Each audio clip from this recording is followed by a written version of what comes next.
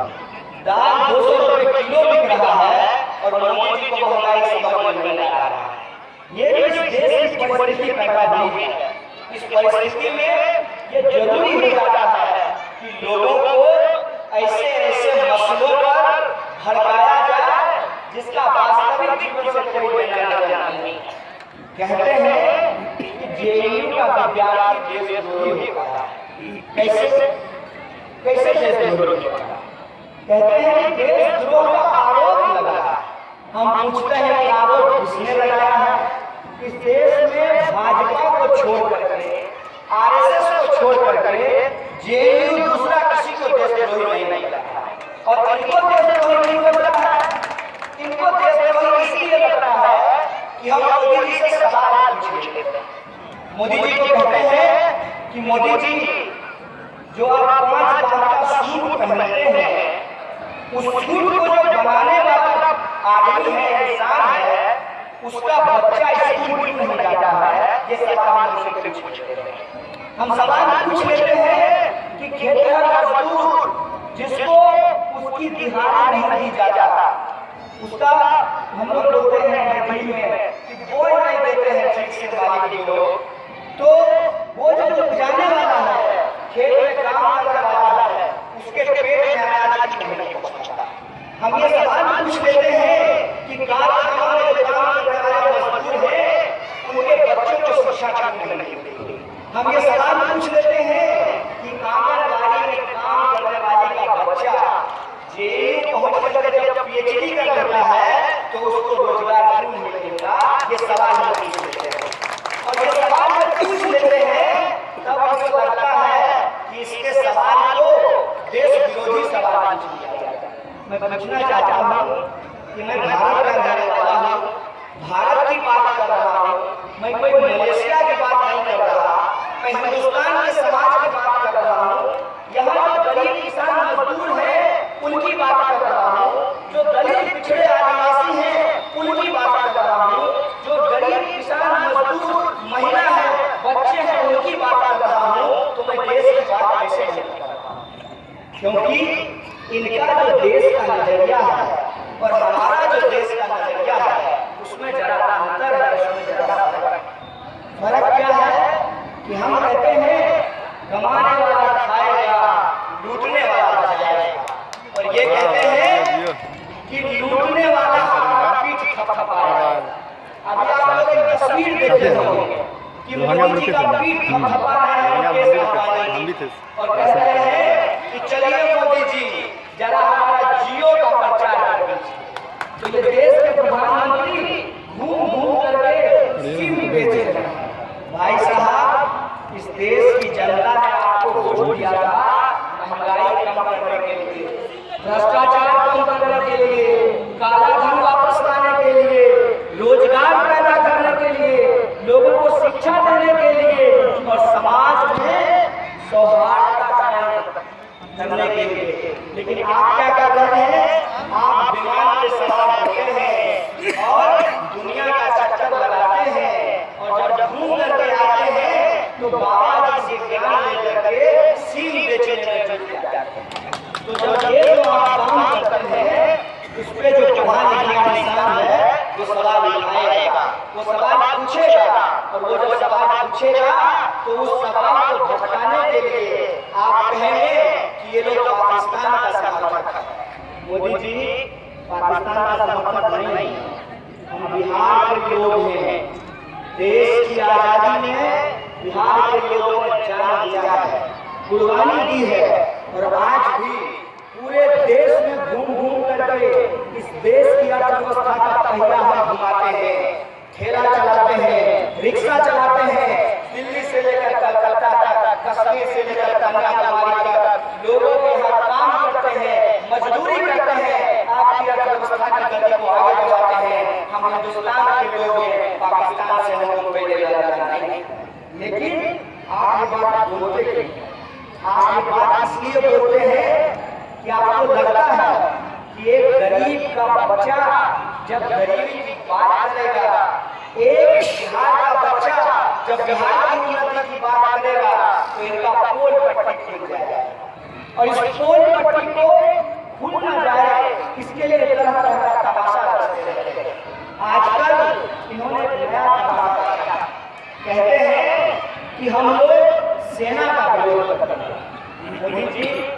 हम ऐसे घरों से आते हैं जो खेतों में काम करते हैं, फैक्ट्रियों में काम करते हैं और नौकरी के नाम पर हमारे भाइयों को, हमारे परिवार के लोगों को सेना में नौकरी मिलती है।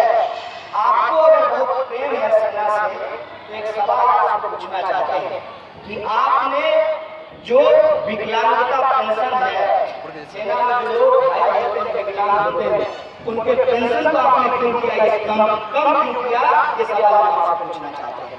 और हम सवाल पूछना चाहते हैं कि सर्जिकल स्ट्राइक पे आप अपना पीठ थपथपा रहे हैं। आइए एक बार हमारे साथ चलते हैं, दोनों आदमी बॉर्डर पे दोनों हाथ पाकिस्तान से कर लेते हैं, फिर पता चलेगा कि नवाज शरीफ के साथ चाय किसने पी है और देश के साथ गद्दारी किसने की है, ये बात का पता चलेगा। और ये सवाल जो है, ये सवाल जो देशद्रोही और देशभक्ति का है, उसमें एक बात मैं आप सब लोगों के सामने पूरे खुले मन से बोल देना चाहता हूँ। इस देश में क्या देशभक्ति है और क्या देशद्रोह है, इसको अगर कोई तय करेगा तो वो हमारा संविधान तय करेगा। और हमारा संविधान कहता है कि हम भारत के लोग, और जो लोग भारत की बात करते हैं, इस देश की बात करते हैं, उनको इस देश के लोगों की बात करनी पड़ेगी। 125 करोड़ लोगों के हक और अधिकार की बात करनी पड़ेगी। उनकी जो समस्याएं हैं उसके ऊपर संघर्ष करना पड़ेगा, लड़ना पड़ेगा और उन संघर्षों को दूर करना पड़ेगा।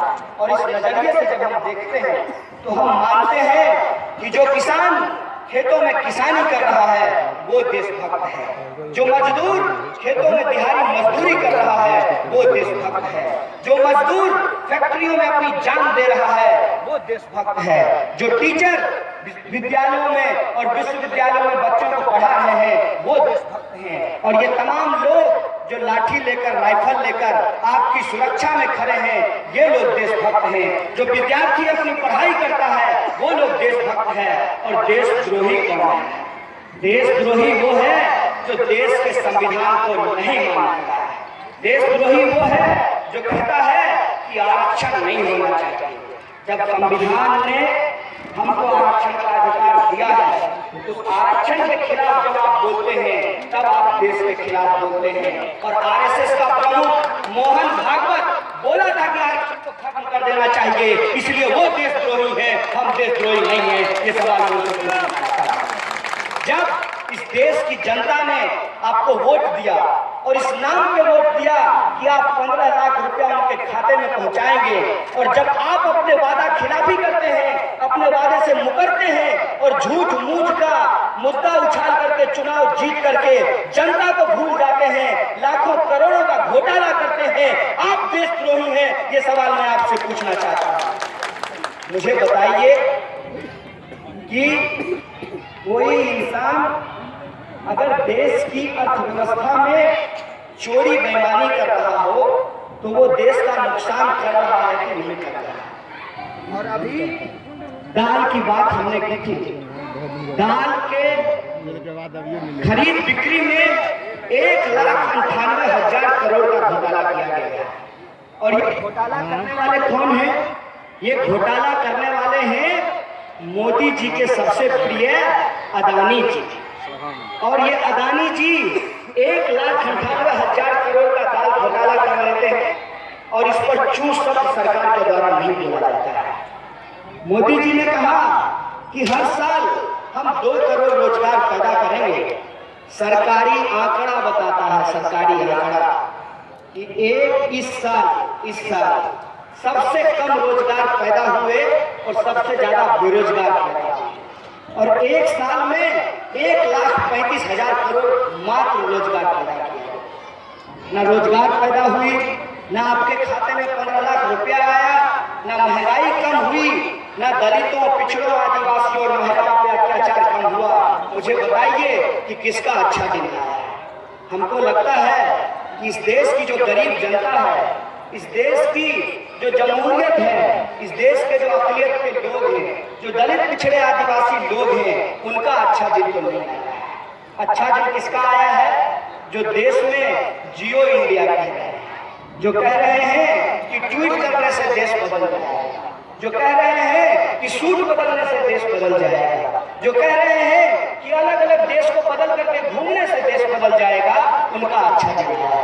और हम उनसे ये बात कहना चाहते हैं कि आप कुछ भी कर लीजिए, कितनी भी कोशिश कर लीजिए, हमने जो लड़ाई छेड़ी है, साथी रोहित वेमुला के सपने का जो समाज बनाने का संघर्ष हमने छेड़ा है, इस संघर्ष को हम झुकने नहीं देंगे।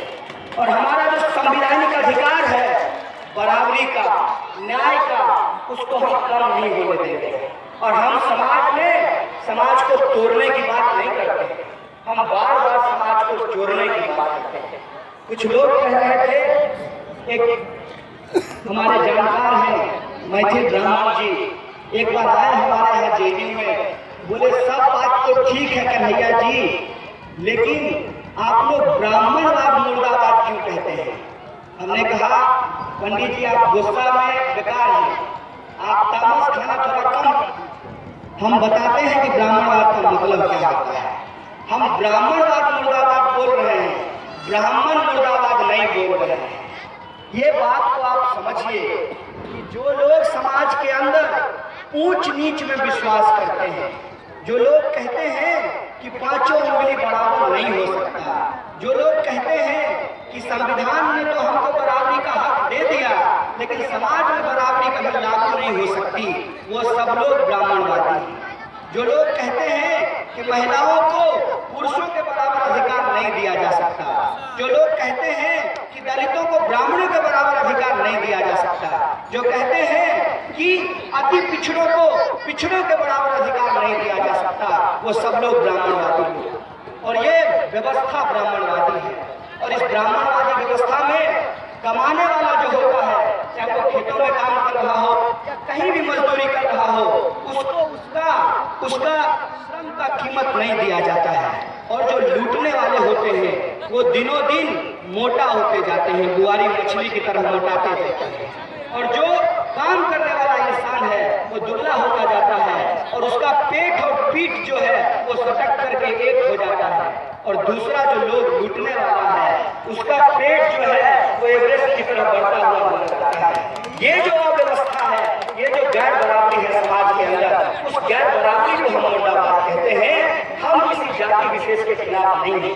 हम तो कहते हैं कि समाज से जाति खत्म होना चाहिए और जाति के आधार पर जो गैर बराबरी है वो गैर बराबरी खत्म होनी चाहिए। लिंग के आधार पर जो गैर बराबरी है वो गैर बराबरी खत्म होनी चाहिए।